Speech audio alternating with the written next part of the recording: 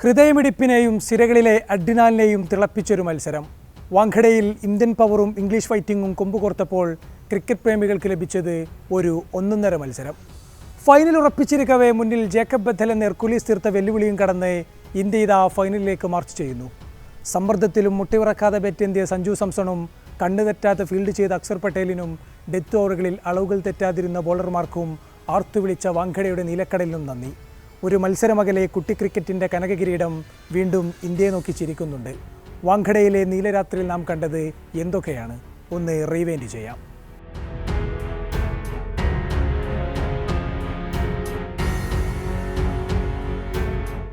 ഇത് വെറുമൊരു കഥയല്ല, ഒരു സിനിമയുടെ ക്ലൈമാക്സുമല്ല. ലോകകപ്പിന് മുന്നേയുള്ള അവസാന മത്സരത്തിൽ സ്വന്തം നാട്ടിൽ തലകുനിച്ചിരുന്ന അവൻ്റെ പേരിപ്പോൾ വാങ്കഡയൊന്നാകെ ആർത്തുവിളിക്കുന്നു. അതിൻ്റെ അലയൊലികൾ ഈ മഹാരാജ്യത്തുടനീളം പാറി നടക്കുന്നു. സിനിമയെ വെല്ലുന്ന ഹീറോയിസവുമായി സഞ്ജു എല്ലാ വിമർശകരെയും നോക്കിച്ചിരിക്കുന്നു. Yes, Sanju Viswanath Samson well and truly arrived. വാങ്കഡയെ നിശബ്ദമാക്കുമെന്ന് മത്സരത്തിന് മുമ്പേ വീരവാദം പറഞ്ഞ സാംകറൻ ഇപ്പോൾ ചുവന്ന മുഖവുമായി എല്ലാത്തിനും സാക്ഷിയായി നിൽപ്പുണ്ട്. സഞ്ജുവിനെ പിടിച്ചുകെട്ടുമെന്നും തീയാകുമെന്നും പറഞ്ഞ ജോഫ്ര ആർച്ചറാകട്ടെ പല സമയങ്ങളിലും എങ്ങോട്ട് പന്തിടണമെന്ന് പോലും അറിയാതെയാണ് നിന്നത്. ഹാരി ബ്രൂക്കിനാകട്ടെ സഞ്ജുവിൻ്റെ വിട്ടുകളഞ്ഞ ക്യാച്ച് ഒരുപാട് രാത്രികളിൽ ഉറക്കം കളയുമെന്നും ഉറപ്പ്. സഞ്ജു കത്തിച്ചു തുടങ്ങിയ തീയിൽ നിന്നും തിലക് വർമ്മയും ശിവൻ ദുബെയും ഹാർദിക് പാണ്ഡ്യയുമെല്ലാം തീ പടർത്തിയതോടെ ഇന്ത്യൻ സ്കോർ ഒരു സെമി ഫൈനൽ മത്സരത്തിൽ നിന്നും പ്രതീക്ഷിക്കുന്നതിലും അപ്പുറത്ത് ചെന്നാണ് മുട്ടിയത്. ദക്ഷിണാഫ്രിക്കയ്ക്കെതിരായ മത്സരശേഷം സെമി പോലും കടക്കുമോ എന്നുറപ്പില്ലാത്തൊരു ടീമിത ഇടിച്ചുകുത്തി പെയ്തു വരുന്നു. ടോസ് നേടിയിട്ടും ഇന്ത്യയെ ബാറ്റിംഗിന് അയക്കുമ്പോൾ ഹാരി ബ്രൂക്ക് കണ്ട ഗിനാവുകളെല്ലാം ആദ്യ ഓവറിലെ വീണുടയുന്നതാണ് കണ്ടത്. ഒരു ഇംഗ്ലണ്ട് പരമ്പരയിൽ ആർച്ചർക്ക് മുന്നിൽ പതറിയിടത്തു നിന്നാണ് അയാൾക്ക് തൻ്റെ ഇരിപ്പിടം പോലും നഷ്ടപ്പെട്ടു തുടങ്ങുന്നത്. പക്ഷേ കോൺഫിഡൻസ് വീണ്ടെടുത്ത ഒരുത്തനേക്കാൾ അപകടകാരിയായ ഒരുത്തൻ ഈ ഭൂലോകത്തിൽ എന്ന ആർച്ചറുടെ ആദ്യ ഓവറിൽ തന്നെ സഞ്ജു തെളിയിച്ചു.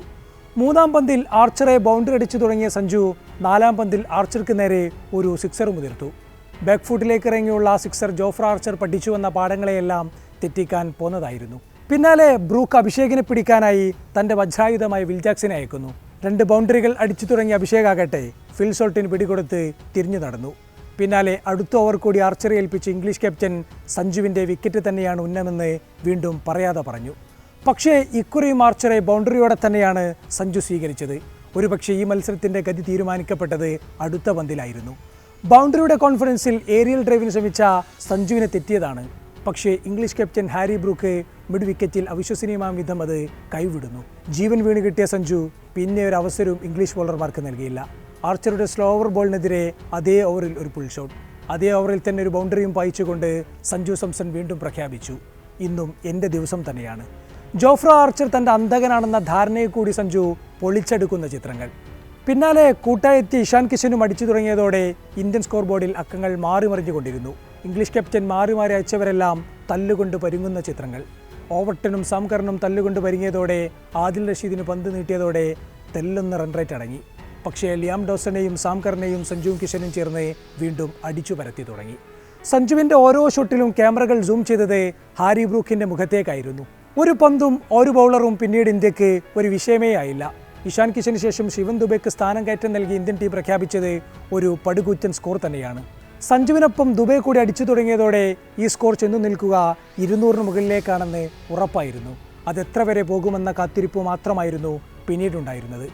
അടികൊണ്ടു പതറിയ ഇംഗ്ലീഷ് ക്യാപ്റ്റൻ ഗത്യന്തരമില്ലാതെ ഡെത്ത് ഓവറിലേക്ക് മാറ്റിവെച്ച ആർച്ചറെ വീണ്ടും സഞ്ജുവിനെ നേർക്ക് അയക്കുകയാണ്. പക്ഷേ ആ ഓവറിൽ തൻ്റെ കൈക്കരുത്തിൻ്റെ ബലം സഞ്ജു എക്സ്പോസ് ചെയ്യുന്നു. ആർച്ചർക്കെതിരെ ബാക്ക് ടു ബാക്കായി പറത്തിയ 2 തുടർ സിക്സറുകളിൽ സഞ്ജു സാംസൺ എന്ന പ്രതിഭയുടെ എല്ലാ കയ്യൊപ്പും ഉണ്ടായിരുന്നു. 13 ഓവറുകൾ പൂർത്തിയാക്കുമ്പോൾ ഇന്ത്യൻ സ്കോർ ബോർഡിൽ 160 റൺസ്. സഞ്ജു സാംസൺ 41 പന്തിൽ 89 റൺസുമായി ഒരു സെഞ്ചുറിയിലേക്കെന്നാണ് തോന്നിച്ചത്. 7 ഓവർ ബാക്കിയുള്ള ഓൾറെഡി കൂറ്റൻ സ്കോറിലെത്തിയ സാഹചര്യത്തിൽ സഞ്ജുവിന് സെഞ്ചുറിക്ക് യഥേഷ്ടം സമയമുണ്ടായിരുന്നു. പക്ഷേ വിൽ ജാക്സിനെ ഉയർത്തിയടിച്ച് ഫിൽ സോൾട്ടിന് പിടികൊടുത്തുകൊണ്ട് സഞ്ജു മടങ്ങി. സ്വന്തം സെഞ്ചുറിയേക്കാൾ പ്രാധാന്യം ടീം ടോട്ടലിനാണെന്ന സന്ദേശമാണ് അതെന്നാണ് കമൻറ്ററിൽ നിന്നും കേട്ടത്.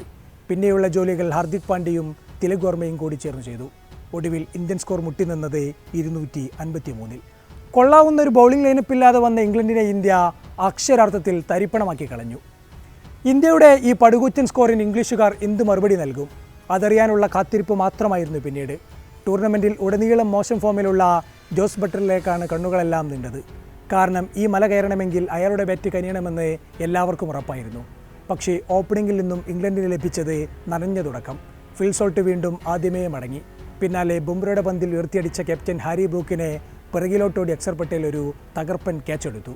പക്ഷേ പിന്നാലെത്തിയ ജേക്കബ് ബഥൽ ഒരു അപ്രതീക്ഷിതമായ പോർമുഖം തുറക്കുകയാണ്. വരുൺ ചക്രവർത്തിയെ തുടരെ 3 സിക്സറുകളുമായാണ് ബഥൽ വരവേറ്റത്. അതോടെ വാങ്കഡയുടെ മേൽ ആദ്യമായൊരു നിശബ്ദത പടർന്നു. പക്ഷേ ആ ഓവറിൽ ബൗളറെ ക്ലീൻ ബൗൾഡാക്കിക്കൊണ്ട് ചക്രവർത്തിയുടെ മാസ് കംബാക്ക്. പക്ഷേ വേണ്ടി വന്നാൽ 11ാമൻ വരെ ബാറ്റ് ചെയ്യുന്ന ഇംഗ്ലീഷ് നിരയുടെ പ്ലാൻ ആദ്യ പന്ത് മുതലേ അടിച്ചു തുടങ്ങുക എന്നതായിരുന്നു. അക്സറിനെ തകർത്തടിച്ചു തുടങ്ങിയ ടോം ബാൻഡൻ ആ ബാറ്റൺ ഏറ്റെടുത്തെങ്കിലും അതും അധികം നീണ്ടില്ല. പക്ഷേ വിൽ ജാക്സനെയും കൂട്ടുപിടിച്ച ബഥൽ വീണ്ടും പോർമുഖം തുറക്കുന്നു. അർദ്ധ സെഞ്ചുറിയിലെത്താൻ ബഥലിന് വേണ്ടി വന്നത് 19 പന്തുകൾ മാത്രം. റൺ കമ്പാരിസണുകളിൽ ഇന്ത്യക്ക് മുകളിലാണ് ഇംഗ്ലീഷ് റൺ റേറ്റ് കുതിച്ചു പാഞ്ഞുകൊണ്ടിരുന്നത്. ബുംറയും അർഷദീപുമെല്ലാം മാറി മാറി വന്നെങ്കിലും ഇംഗ്ലണ്ടിന് ഒരു കുലുക്കവും ഉണ്ടായില്ല. അങ്ങനെ ഇംഗ്ലണ്ട് പാറിപ്പറക്കവെയാണ് അർഷദീപിൻ്റെ പന്തിൽ വിൽ ജാക്സൺ അക്സർ പട്ടേൽ പറന്നു പിടിക്കുന്നത്. അക്സർ പട്ടേൽ മത്സരത്തിൽ ഇന്ത്യക്ക് നൽകുന്ന 2ാമത്തെ ടോപ്പ് ക്ലാസ് ഫീൽഡിംഗ് മൊമെൻറ്റ്. കൃത്യസമയത്ത് ഓടിയെത്തിയ ശിവൻ ദുബക്കും അതിലൊരു ക്രെഡിറ്റ് നൽകണം. പക്ഷേ 10ാമൻ വരെ ബാറ്റിൽ ലൈനപ്പോൾ ഇംഗ്ലണ്ട് പിന്നെയും കുലുങ്ങിയില്ല. ക്രീസിലെത്തിയത് സാം കറൻ. വരുണിൻ്റെ ആ ഓവറിൽ റൺസ് കുറയാതെ ഇംഗ്ലണ്ട് മൊമെൻറ്റം കാത്തു. പക്ഷേ കളി കൈവിട്ടു പോകാതിരിക്കാൻ സൂര്യകുമാർ തൻ്റെ ബ്രഹ്മാസ്ത്രമായ ബുംറയെ 3ാം ഓവറിനായി വിളിച്ചു. താളം തെറ്റാതെ എറിഞ്ഞ ബുംറ ഇംഗ്ലണ്ടിന് മേലിലേക്ക് വീണ്ടും പ്രഷർ തള്ളിയിട്ടു. ഗാലറി ഓരോ ബോളർമാരുടെയും പേര് വിളിച്ച് അതിനൊപ്പം ചേർന്നു. കളി പൂർണ്ണമായും വെറുതിലാകുന്ന ഒരു ഓവറിനായി ഇന്ത്യ കാത്തിരിക്കുകയായിരുന്നു. 18ാം ഓവറിൽ വെറും 6 റൺസ് മാത്രം വിട്ടുകൊടുത്ത ജസ്പ്രീത് ബുംറ വീണ്ടും ഒരിക്കൽ കൂടി വാങ്കഡയുടെ വിളി കേൾക്കുകയാണ്. ബുംറയുടെ യോർക്കർ ലക്ഷ്യമാക്കി വന്ന പന്തുകൾ അടിച്ചു കയറ്റാൻ കറനും ബഥലും പാടുപെട്ടു. പക്ഷേ 4 ഓവർ ബുംറ പൂർത്തിയാക്കിയതോടെ ഇംഗ്ലണ്ട് അടുത്ത 2 ഓവറുകൾക്കായി കാത്തിരിക്കുകയായിരുന്നു. ഹാർദിക് പാണ്ഡ്യയെ സിക്സറോടെ വരവേറ്റ ബഥൽ വാങ്കഡയുടെ നെഞ്ചിലേക്ക് തീ കോരിയിട്ട നിമിഷങ്ങൾ. ഒടുവിൽ തിങ്ങി നിറഞ്ഞ വാങ്കഡയെ നിശബ്ദമാക്കി ജേക്കബ് ബഥൽ സെഞ്ചുറിക്കായി ബാറ്റ് ഉയർത്തി. വാട്ട് എ നോക്ക് ജേക്കബ് ബഥൽ, സല്യൂട്ട് യു മാൻ. പക്ഷേ ആ ഓവറിൽ സാം കറനെ ബൗണ്ടറിക്ക് ഒരു വാരയകലെ തിലക് വർമ്മ പിടിക്കുന്നു. കൃത്യത തെറ്റാതെ ഹാർദിക് പാണ്ഡ്യ ആ ഓവർ പൂർത്തിയാക്കി.